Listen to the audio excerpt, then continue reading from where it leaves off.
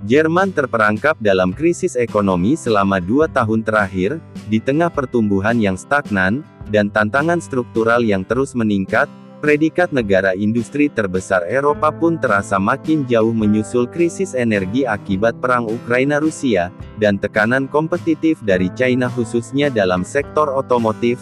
Kini Jerman bangkrut dan terancam jatuh ke dalam jurang resesi. Pertanyaannya, bagaimana Rusia dan China sukses membuat ekonomi Jerman mengalami krisis secara bersamaan?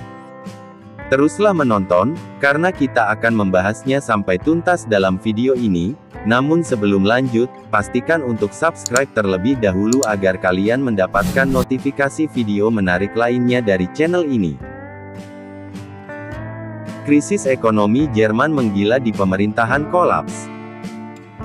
Tahukah kalian perdebatan terkait anggaran di tubuh pemerintah disinyalir meningkat seiring dengan krisis ekonomi yang menggila di Jerman?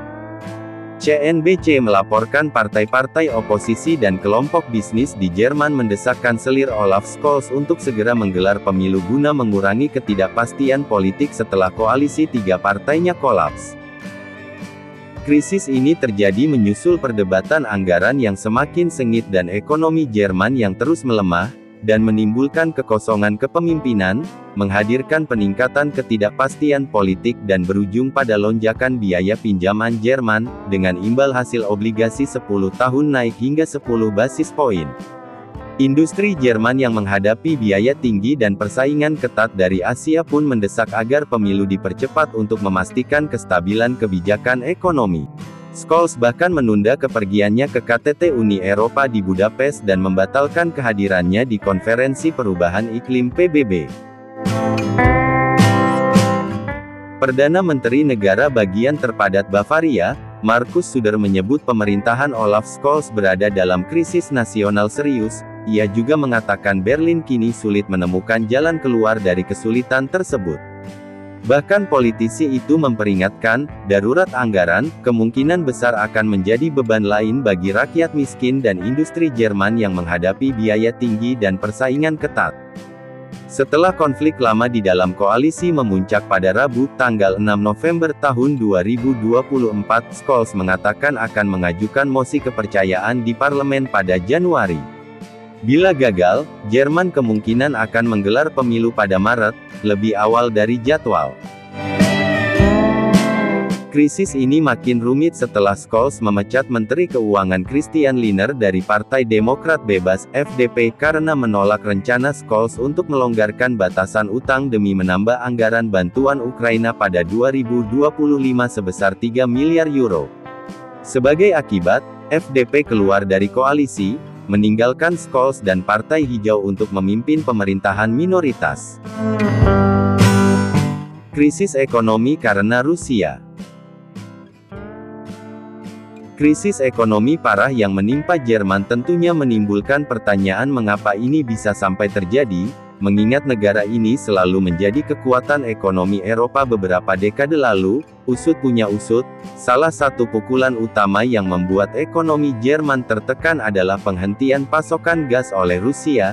Jerman boleh saja angkuh saat menjatuhkan sanksi ekonomi terhadap Rusia, sebagai respon terhadap pecahnya perang di Ukraina. Namun, negara industri terbesar di Eropa itu sepertinya lupa, dari mana sebagian kebutuhan akan sumber energinya berasal selama ini. Secara teknis Jerman memiliki ketergantungan terhadap Rusia, alhasil pembatasan harga listrik dan gas, sejak tahun 2022, ditambah peningkatan harga, karena mengurangi impor energi Rusia, membuat pemerintah kolaps menderita darurat anggaran hingga menuju krisis nasional yang serius. Kita tahu bahwa gas Rusia yang murah menjadi sumber energi yang disukai untuk industri, namun ketika Rusia menginvasi Ukraina dan Barat, Jerman mulai memberikan sanksi berat terhadap gas Rusia, akibatnya harga energi dengan cepat naik 35%, hal inilah yang menyebabkan inflasi dan memuncak pada masalah ekonomi Jerman saat ini. Seorang penulis Harvard International Review, Oliver Hart kemudian menghubungkan ketergantungan gas Rusia oleh Jerman, juga dipengaruhi oleh transisi energi, setelah negara memutuskan meninggalkan energi nuklir. karena dengan menghentikan operasional pembangkit listrik tenaga nuklirnya, Jerman telah memperburuk kekurangan energi yang sudah serius menjadi semakin serius. Ditambah lagi persaingan dari China, selain birokrasi yang berbelit-belit, dan harga energi yang tinggi, melemahnya permintaan di pasar-pasar internasional juga mengakibatkan kejatuhan pada sektor ekonomi Jerman. Perusahaan-perusahaan Jerman, khususnya industri otomotif merasakan dampak yang sangat signifikan, padahal di negara inilah mobil mewah dengan kualitas tinggi, dan penuh inovasi diciptakan yang kontribusi ekonominya tidak perlu diragukan. Sayangnya, citra itu perlahan mulai memudar, setelah proyeksi penjualan sejumlah merek mobil relatif pesimistis, Mercedes misalnya, melakukan pemangkasan proyeksi keuntungan tahun ini, begitu pula BMW yang menyatakan keuntungan segmen otomotif pada kuartal 2 tahun ini di bawah ekspektasi. Porsche menyusul di urutan ketiga yang memangkas proyeksi pendapatannya pada 2024. Head of European Automotive Research at Bank of America, Horst Schneider, menyebut China dan transisi ke mobil elektrik sebagai biang kerok di balik ambruknya penjualan mobil Jerman.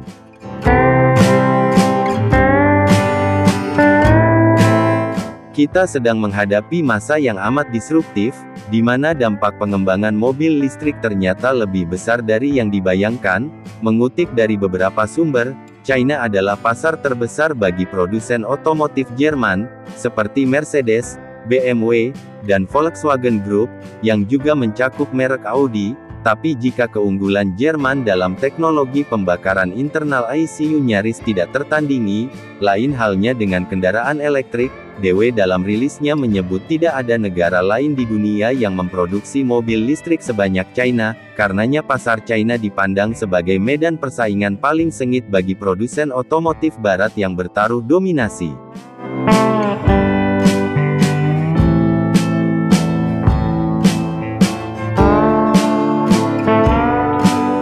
Tahun 2001, Afghanistan telah terperosok dalam medan perang, dan perang yang telah berlangsung selama lebih dari 20 tahun terakhir, setelah Taliban kembali berkuasa pada tahun 2021.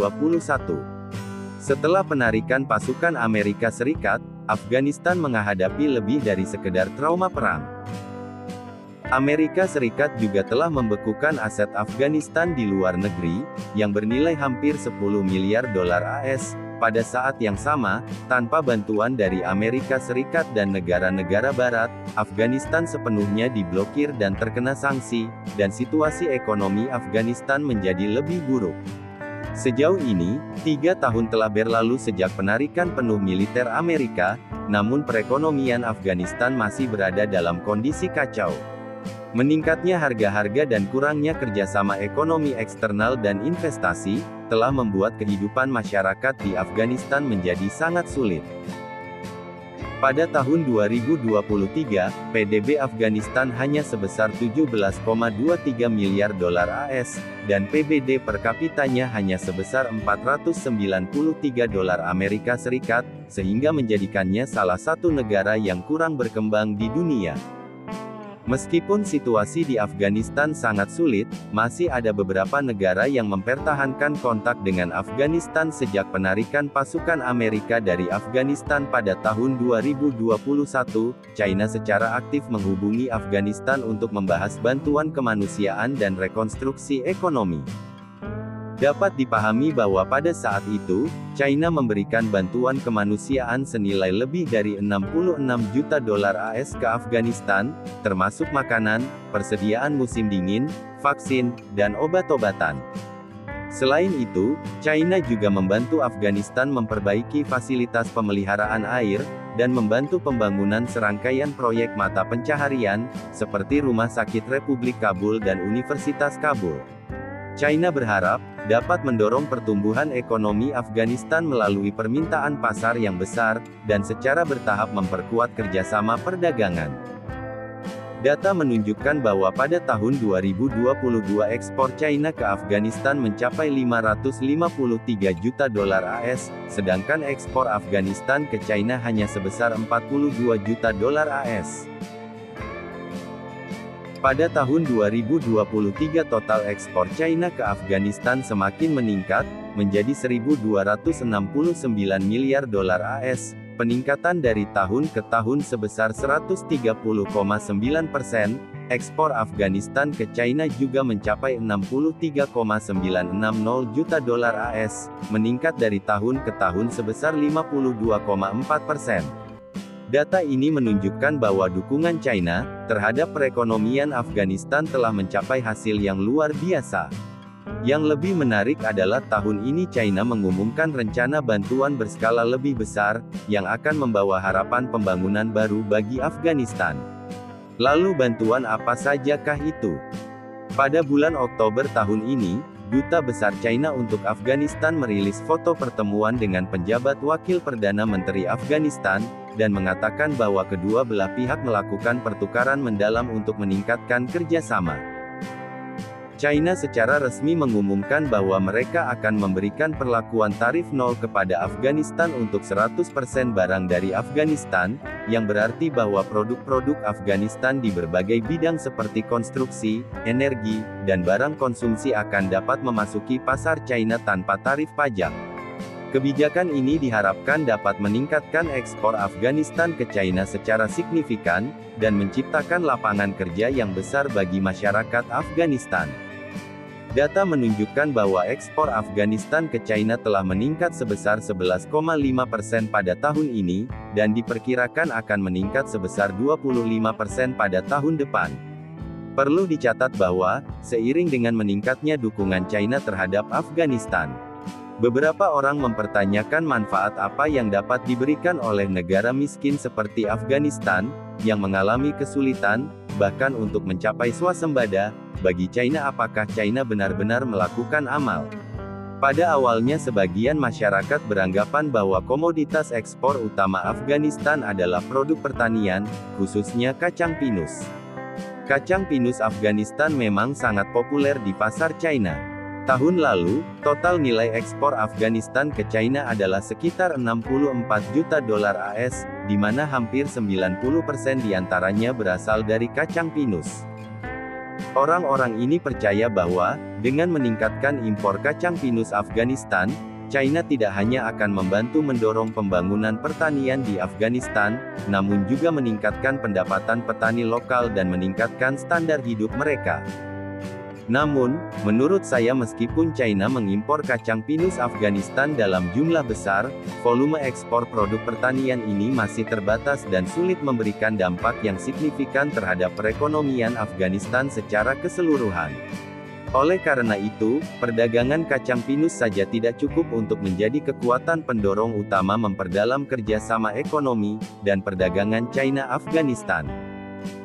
Faktanya, sehari sebelum China mengumumkan bahwa mereka akan menerapkan tarif nol pada 100% barang Afghanistan, Menteri Energi dari pemerintahan Taliban Afghanistan memimpin delegasi untuk mengunjungi China, dan menghindari pertemuan Menteri Energi. Pada pertemuan tersebut, Menteri Energi Taliban dengan jelas menyatakan keinginan Afghanistan untuk bergabung dengan inisiatif Belt and Road. Ia menunjukkan bahwa meskipun perekonomian Afghanistan relatif buruk, namun negara ini kaya akan sumber daya mineral, sehingga membawa potensi besar bagi kerjasama antara kedua belah pihak. Dapat dilihat bahwa Afghanistan memiliki ekspektasi terhadap kerjasama dengan China di bidang sumber daya mineral, yang juga menjelaskan mengapa China menerapkan kebijakan tarif nol yang komprehensif untuk Afghanistan.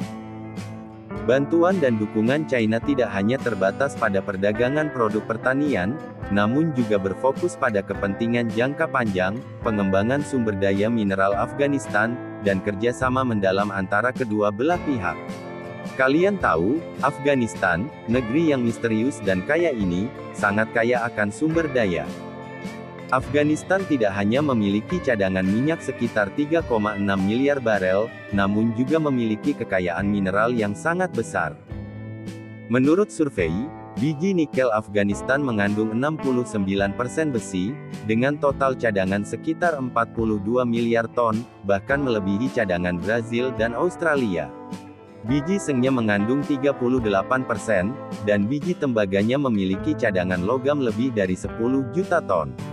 Selain itu, lahan ini kaya akan sumber daya berharga seperti unsur tanah jarang. Menurut perkiraan survei geologi Amerika Serikat, nilai total sumber daya mineral Afghanistan yang belum dimanfaatkan adalah sekitar 3 triliun dolar AS. Namun, karena keterbatasan teknis dan infrastruktur, pengembangan dan pemanfaatan sumber daya ini sulit dicapai. Dalam hal ini, menghadapi bantuan multi-aspek yang diberikan oleh China sejak awal, pemerintah Taliban Afghanistan juga berharap dapat menggunakan kekuatan teknologi dan keuangan China untuk mengembangkan sumber daya mineral tersebut. Jika sumber daya mineral Afghanistan dapat dikembangkan secara aktif, hal ini tidak hanya akan meringankan kesulitan perekonomian dalam negeri, namun juga mendorong pembangunan komprehensif berbagai industri di Afghanistan. Melalui peluang ini, Afghanistan dapat secara bertahap menghilangkan dampak sanksi dan blokade serta bergerak menuju kemandirian ekonomi dan stabilitas sosial yang sesungguhnya. Hal ini juga berarti bahwa Afghanistan dapat memasuki tahap pembangunan baru dan mencapai pembangunan berkelanjutan di negara tersebut. Pada awal tahun 2023, China National Petroleum Corporation menandatangani perjanjian eksplorasi minyak selama 25 tahun dengan pemerintah Taliban di Afghanistan, dan berencana untuk menginvestasikan ratusan juta dolar untuk mengembangkan sumber daya minyak Afghanistan. Yang lebih penting lagi, China National Petroleum Corporation juga berencana membangun kilang minyak mentah pertama di Afghanistan, untuk membantu Afghanistan meningkatkan swasembada minyaknya.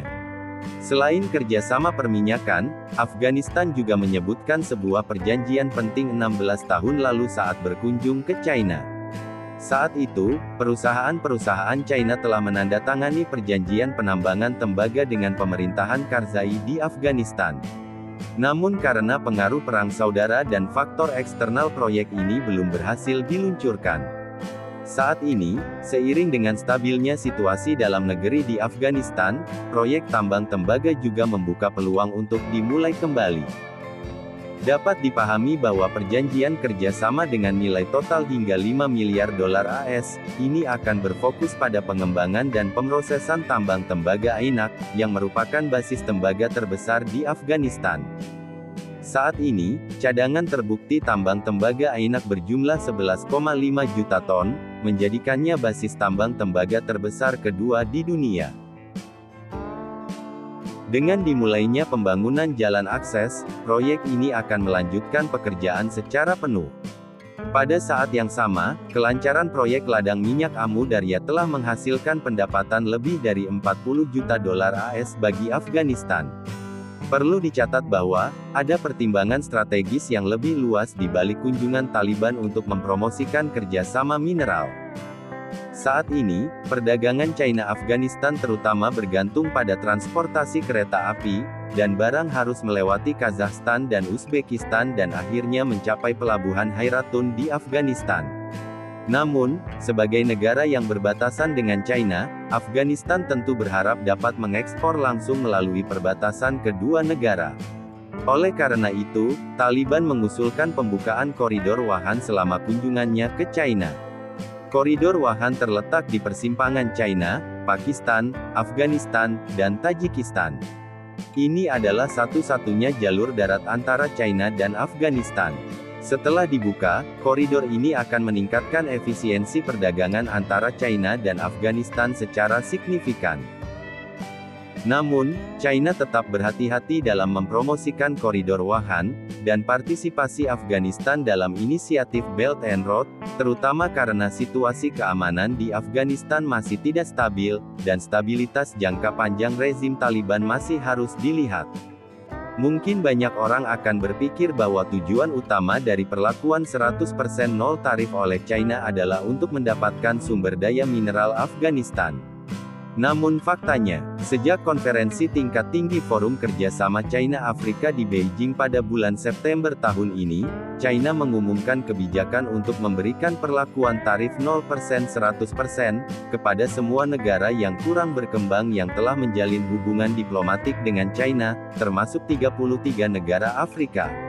Afghanistan, sebagai negara kurang berkembang yang diakui oleh Persatuan Bangsa-Bangsa, tentu saja juga menikmati manfaat kebijakan ini. Oleh karena itu, berdasarkan latar belakang ini, dukungan China terhadap Afghanistan bukan hanya sekedar sumber daya mineral, namun juga mencerminkan tekad China untuk mendorong pembangunan ekonomi lokal, dan memenuhi tanggung jawab internasional.